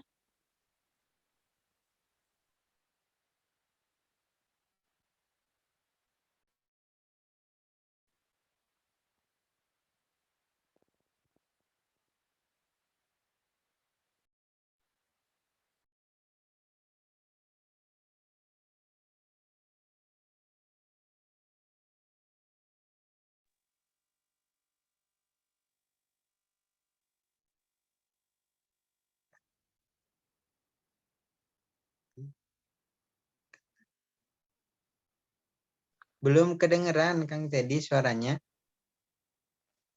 Mungkin Kang Tarmizi aja dulu ya Kang Haidar. Sambil nunggu jaringannya Kang Teddy lancar. Boleh. Mangga Kang Tarmizi. Siap. Assalamualaikum warahmatullahi wabarakatuh. Selamat sore Kang Aceng dan teman-teman Kemenlu PMI lainnya. Waalaikumsalam Kang Mungkin Haidar. Mungkin sedikit cerita dan bertanya mungkin ya Kang Aceng. Mangga Kang Tarmizi, mangga. Saya kan S1-nya di jurusan sejarah, Kang Aceng. Dulu itu pengen meneliti tentang biografi Kiai Haji Tubagus Muhammad Al-Falak. Cuman pada waktu itu pas saya mau teliti, bahkan hampir mau ketemu dengan Kang Ahmad Ubaidillah, saya rasa Kang Aceng kenal ya. Iya. Tapi ternyata udah ada mahasiswa S2 yang mau meneliti itu. Akhirnya saya mengalah sehingga saya mencari biografi lainnya akhirnya saya menulis biografi tentang Kiai Haji Hashim Muzadi dalam mengembangkan Nahdlatul Ulama. Nah ini Kang Aceng, mungkin yang pertama menurut Kang Aceng Kiai Haji Tubagus Muhammad Al-Falak itu bagaimana dan silsilah keilmuannya dan kita tahu di Indonesia itu dikenal beliau dengan ahli falaknya. Terus yang kedua, pertanyaan yang kedua, saya punya rencana untuk studi ke depan itu melanjutkan studi S2 di Brunei, ngambil program studi Sejarah Peradaban Islam di UNISA, Universitas Syarif Ali di Brunei Darussalam. Rencana tesis saya itu tentang jejaring ulama Nusantara, khususnya ulama Indonesia dan ulama Brunei. Apakah itu banyak dan belum diteliti atau udah ada yang meneliti, Kang Aceng? Soalnya saya masih awam nih tentang ulama-ulama di Brunei dan di Indonesia khususnya. Itu saja mungkin, Kang Aceng. Terima kasih. Siap, Kang Tarmizi, hatur nuhun. Wah, luar biasa banget ini. Berat juga ini pertanyaannya, Kang Tarmizi. Aduh, udah menjelang buka, berat tambah lapar ini, jadi salah fokus nanti. Ini bukannya diterusin aja ya tentang Mama Falak ini, karena kan meskipun sudah ada peneliti lain yang menulis tentang beliau, tetapi kan perspektifnya berbeda ya. Misalkan Kang Haidar, Kang Tarmizi itu mau meneliti tentang jaringan keilmuan Mama Falaknya, atau mau meneliti tentang Mama Falak itu kan murid daripada Syekh Abdul Karim Banten ya, dan menjadi guru tarekat Qadiriyah Naqsyabandiyah di sini. Jadi baru saja saya pagi tadi itu ziarah ke makam Mama Falak ya, ketemu juga dengan Gus Ubed di sana. Mama Falak ini memang salah satu paku ulama Aswaja yang ada di Sunda, utamanya di Bogor. Aslinya beliau dari Banten dan beliau lama di Mekah itu. Sumber-sumber beliau ketika di Mekah itu ada. Di antaranya itu saya mendapatkan di satu majalah berbahasa Jawi, Melayu Arab ya, yaitu Al-Huda yang diterbitkan di anaknya Sayyid Utsman bin Yahya, yaitu Sayyid Yahya bin Utsman bin Aqil bin Yahya yang ada di Pekojan di Jakarta. Tubagus Falak ini itu termasuk ulama yang muammar ya. Muammar itu usianya panjang, lebih dari 100 kan. Beliau itu 120-an ya, wafatnya tahun 74, lahirnya tahun 40. Dan beliau itu bisa kita bilang satu generasinya mungkin dengan Kiai Hasyim Asy'ari. Karena ketika di Mekah guru-gurunya Mama Falak itu kan ya Syekh Nawawi Banten, Syekh Abdul Karim Banten, itu adalah guru-gurunya Syekh Hasyim Asy'ari juga. Dan Kiai Falak itu pulang dari Mekah, dari pemukimannya yang lama dan membangun pesantren Falak itu kan tahun 1901. Nah, kalau penelusuran saya sendiri itu bisa dikatakan Kiai Falak ini itu mungkin satu pantaran dengan adiknya Syekh Nawawi yang bernama Syekh Tamim. Karena Kiai Falak itu punya properti di Mekah ya, di Jabal Abu Qubais, punya 2 rumah di sana, dan beliau dicatat di sumber majalah Al-Huda itu sebagai yang mengurus haji mutawif ya. Jadi seperti biro perjalanan haji Kiai Falak itu, makanya beliau bolak-balik pergi dari Banten, lalu pergi juga ke Hijaz di sana. Nah, yang menarik di sini adalah sebelum Mama Falak itu ada juga ulama Banten yang mukim di Bogor. Namanya adalah Kiai Muhammad Asy'ari yang wafat di Bakom. Di Bakom pesantren, wafatnya tahun 1901. Nah, tetapi wafatnya 1901 itu, tapi secara usia itu tidak jauh beda dengan Kiai Falak ya. Kalau Kiai Falak itu yang mirip-mirip dengan Kiai Tubagus Bakri, Pleret Purwakarta yang umurnya juga panjang ya. Usianya Tubagus Bakri itu kan kurang lebih 120 tahunan juga. Dan ketika dilihat guru-guru Kiai Tubagus Bakri, Pleret Purwakarta itu ya Syekh Nawawi Banten, Said Zaini Dahlan, lalu Syekh Muhammad bin Sulaiman Hasbullah Al-Maki yang sama dengan guru-gurunya Kiai Falak ya. Lalu Kiai Falak ini kalau ditanya dari mana itu genealogi keilmuannya, ya genealogi yang sama dengan Syekh Nawawi Banten, yang sama dengan Syekh Mahfud Termas, yang sama juga dengan Kiai Hasyim Asy'ari. Yang paling jelas itu adalah beliau murid Syekh Abdul Karim Banten, karena beliau itu menerima tarekat Qadiriyah Naqsyabandiyah ya dari Syekh Abdul Karim Banten ini. Syekh Abdul Karim Banten dari Syekh Ahmad Khatib Sambas. Syekh Ahmad Khatib Sambas itu kan punya beberapa khalifah ya, punya beberapa murid yang kemudian menjadi mursyid TKN, di antaranya Abdul Karim Banten itu yang melahirkan Kiai Falak, lalu yang melahirkan Kiai Asnawi Caringin yang ada di Labuan, Pandeglang, lalu beliau juga yang melahirkan murid Kiai Tolhah Kalisapu, orang Cianjur tetapi wafatnya di Cirebon. Nah, Kiai Tolhah itu yang kemudian memiliki murid dan penerusnya yaitu Kiai Abdullah Mubarak atau dikenal dengan Abah Sepuh Suryalaya ya. Dari Abdullah Mubarak menurunkan kepada putranya yang juga muridnya Ahmad Sohibul Wafa Tajul Arifin atau dikenal dengan Abah Anom. Nah, jadi di antara silsilah tarekat yang kosmopolit di sini yang mencakup banyak wilayah Nusantara itu TKN meskipun lahir belakangan, termasuk di antaranya di wilayah Tatar Sunda dan Priangan. Nah, di antara ulama terpenting TKN di Tatar Sunda itu adalah Tubagus Falak di sini ya. Tubagus Falak, TKN-nya ini diwariskan ke putra tertuanya yaitu Kiai Thohir ya, yang dikenal dengan Aceng Thohir. Beliau itu muammar juga, dan yang menarik di sini adalah hubungan Kiai Falak dengan NU. Nah, jadi ketika kiai-kiai NU itu pergi ke Batavia, lalu ke Buitenzorg, itu banyak singgah di pesantren Al Falak, di dalamnya Kiai Tubagus Falak di sini ya. Ada banyak kita bisa saksikan dokumen-dokumen fotonya Kiai Falak bersama Kiai Saifuddin Zuhri, Kiai Falak dengan Kiai Wahid Hashim, Kiai Falak dengan Habib Ali Kuitang. Di sini itu banyak sekali ya, karena beliau dekat dengan ibu kota, mungkin jadi sumber-sumber arsip fotonya juga banyak gitu ya.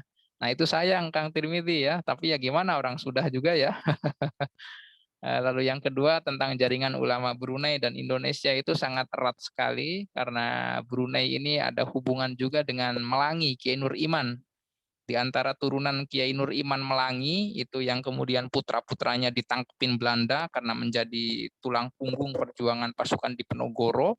Di antaranya ada Kiai Taftazani, ada Kiai Ghazali yang dibuang ke Mindanao sana, ke Tondano di Minahasa, ada juga Kiai Nur Salim. Nah, termasuk ada di antaranya adalah keturunan Kiai Nur Iman yang menjadi mufti di Kesultanan Brunei. Nah, ini mungkin bisa menjadi bahan awal ya untuk penelitian Kang Tirmizi tentang jaringan intelektual ulama Brunei dengan Nusantara, dengan Jawa secara khusus, dan Tatar Sunda, Jawa, Pulau Jawa maksudnya, termasuk Jawa Barat dan Jawa Tengah. Tetapi yang jelas di sini Brunei itu punya kedekatan juga dengan Kesultanan Sambas. Kesultanan Sambas itu salah satu kesultanan Melayu yang besar dan kaya di zamannya, cuman sekarang ya cuman tinggal bangunan saja, tidak punya peran yang signifikan ya, kasihan juga. Di antara ulama dari Kesultanan Sambas generasi terakhir itu ada namanya Syekh Basyuni Imron. Syekh Basyuni Imron itu punya banyak kitab karangan, dan di antaranya beliau menulis beberapa fatwa yang diajukan oleh murid-muridnya yang berasal dari Brunei. Nah, jadi Kang Tirmidzi bisa menelisik hubungan antara Brunei dengan Nusantara melalui Kesultanan Sambas di sini, melalui sosok ulamanya yang bernama Syekh Basyuni Imron. Syekh Basyuni Imron ini murid daripada Rashid Ridho di Mesir, bapak kaum modernis yang mengarang kitab Tafsir Al-Manar meneruskan Muhammad Abduh. Dan pertanyaan yang kemudian menjadi viral, menjadi satu buah judul buku, Limadza ta'akhkharul muslimun wa taqaddama ghairuhum, itu yang membuat judul itu pertanyaan dari Basyuni Imron dari Sambas itu. Nah, sebagaimana termaktub di muqaddimah kitab tersebut ya. Nah, itu Kang Tirmidzi mungkin. Siap Kang Aceh, turun. Sami-sami. Enggak, Kang Teddy. Cek ada suaranya belum, Kang Haider? Ada lagi. Ya, assalamualaikum Kang Aceng. Sebelumnya terima kasih sekali nih. Ya, sebelumnya mungkin perkenalkan dulu, nama saya Teddy gitu. Saya kebetulan dari KMNUPI dan kebetulan juga saya di prodi jurusan pendidikan sejarah, Kang. Di UI. UPI, Kang. Oh, UPI. Siap. Mangga Kang Teddy, mangga. UI-nya gagal kemarin. Ya, kebetulan saya kan lagi ya semester 6 juga sekarang lagi sedang persiapan nyusun skripsi juga gitu, Kang. Dan tadi saya juga sedikit tertarik sih dengan yang ulama Sunda ini sebetulnya ya. Tadi kan ada Kiai Hasan Mustafa ya, Haji Hasan Mustafa. Nah, dan sebenarnya saya juga sudah ada rencana gitu untuk ya meneliti tentang beliau gitu. Nah, saya tadi cukup tertarik juga dengan apa yang Kang Aceng ungkapkan gitu tentang harusnya pembahasan Haji Hasan Mustafa ini coba diungkapkan lebih ke arah kesantriannya gitu kan tadi kan ya. Nah, itu ya maksudnya gimana sih Kang ya diungkapkan ke secara kesantriannya gitu maksudnya. Nah, soalnya ya, karena memang banyak literatur itu lebih banyak menyebutkan ya beliau itu sebagai sastrawan gitu dan jauh gitu dari ya ulamanya. Nah, sementara mungkin yang ingin saya angkat sebenarnya itu mungkin di deskripsi nanti kan ya itu ya salah satunya tentang kaitannya Haji Hasan Mustafa ini dengan tasawuf dan juga jaringan ulama Sunda sebelumnya gitu kan. Nah, menurut Akang sendiri itu ada kaitannya nggak Kang? Wah, menarik. Justru Kang Tendi ini yang nanti bisa membuat sejarah, menyambungkan dunia pemikiran Hasan Mustafa yang selama ini dikenal sebagai sastrawan dengan dunia kesantrian yang selama ini banyak terabaikan dan terlupakan.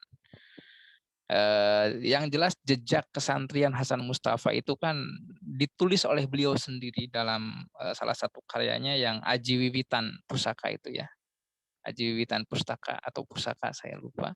Dan disebutkan nama guru-guru beliau di sana. Ketika masa kecilnya beliau belajar Al-Quran kepada Kiai Hasan Basri, Kiara Koneng, ayahnya Syekh Muhammad Garut tadi itu. Lalu belajar juga kepada paman beliau yaitu Kiai Azra'i yang tadi disebutkan ayahnya Kiai Umar Basri Fauzan itu. Lalu belajar juga kepada Raden Haji Yahya Penghulu Garut. Lalu belajar juga ke Kiai Abdul Hasan yang ada di ini Sumedang. Dulu namanya Tanjung Sari, tetapi nama pesantrennya dulu pesantren Bunter. Itu adanya di Cimanggu kalau sekarang ya, yang dekat Ranca Ekek sana lah. Dulu itu distriknya maksudnya distrik Tanjung Sari. Tetapi sekarang itu ternyata jadi kecamatan lain. Nah, ada pesantren tua ternyata di sana itu namanya Ki Abdul Hasan dan wafatnya itu di Mekah. Karena ini dicatat di catatan Hasan Mustafa, jadi Ki Abdul Hasan ini belajar Alfiyah di Ki Khalil Bangkalan, lalu kemudian mengajar di Sumedang, lalu wafatnya di Mekah. Itu di antara beberapa guru Hasan Mustafa yang dicatat, dan ketika di Mekah, Syekh Hasan Mustafa itu ya berguru kepada ulama-ulama, di antaranya Sayyid Ahmad Zaini Dahlan, Syekh Muhammad Sulaiman Hasbullah Al-Makki, Syekh Mustafa Afifi, termasuk kepada Syekh Nawawi Banten di sini. Nah, termasuk dua karya terpenting berbahasa Arab Hasan Mustafa itu, Kang Teddy ya. Satu dalam bidang tata bahasa Arab, satu lagi dalam bidang fikih ya. Dalam bidang fikih Hasan Mustafa itu menulis satu buah nazoman terhadap kitab Mas'alatus Sittin yang diberi judul Fathul Mubin, yang kemudian disyarah oleh Syekh Nawawi menjadi Al-Iqdus Samin. Sementara dalam tata bahasa Arab, Syekh Hasan Mustafa itu menulis syarah terhadap karya nazomannya Syekh Nawawi dalam nazoman Qawaidil Lughah Al-Arabiyah di sini atau tata bahasa Arab. Nah, termasuk ketika berkorespondensi surat menyurat dengan Senok Hurugronnya, itu Hasan Mustafa menggunakan bahasa Arab. Nah, jadi saya pikir sisi kesantrian Hasan Mustafa di sini tidak hilang ya. Kita juga bisa menyimak itu di beberapa karya-karya tasawufnya Hasan Mustafa dan termasuk di karya-karya tafsirnya beliau. Cuman memang secara penampilan Hasan Mustafa ini lebih berpenampilan sebagai seorang priayi gitu ya, seorang menak di sini, karena beliau ini adalah penghulu besar Bandung gitu, dan anak-anak Hasan Mustafa di sini tampaknya itu berkarir juga sebagai menak ya, bukan sebagai seorang santri.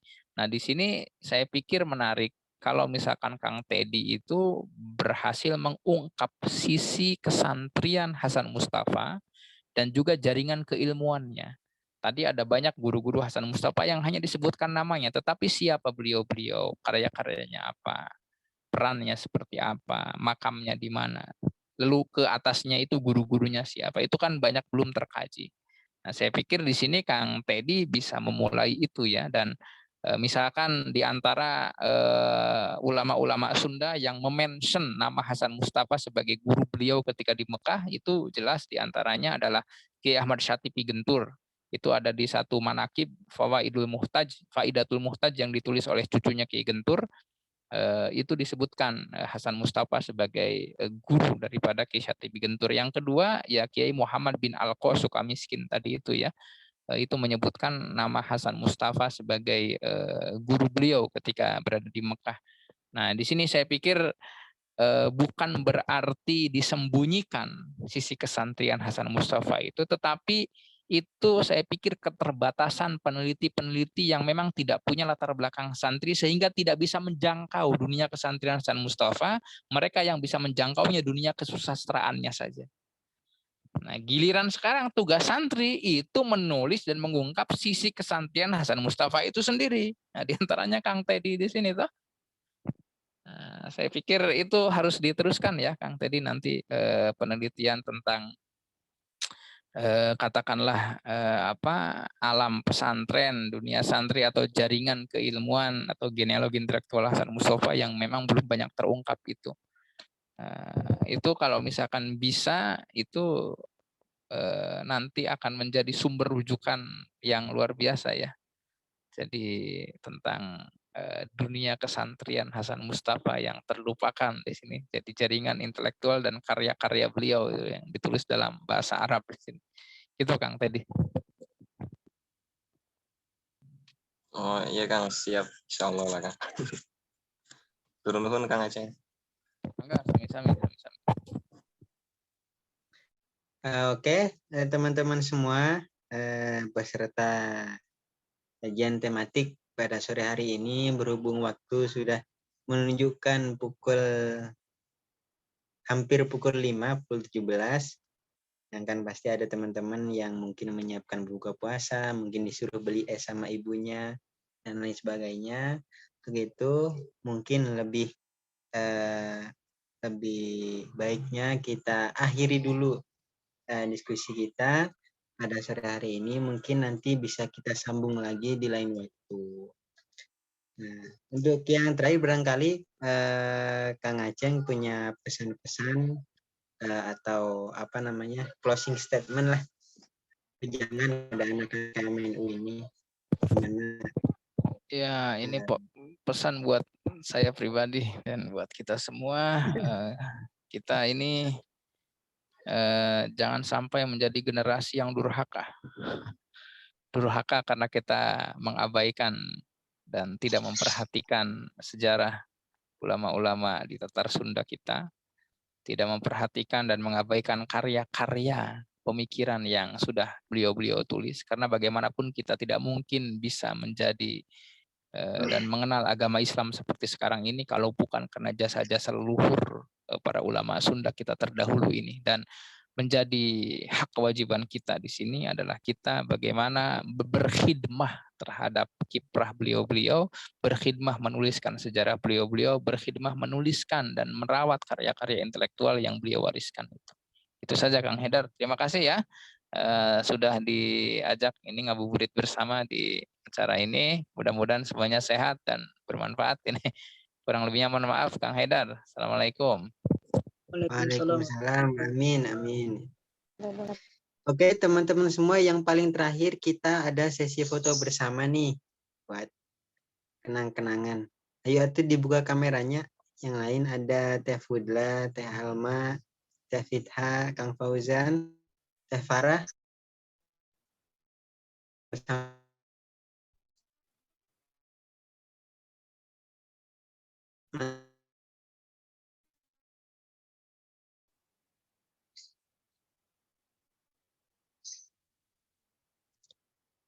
Oke, 1, 2, 3.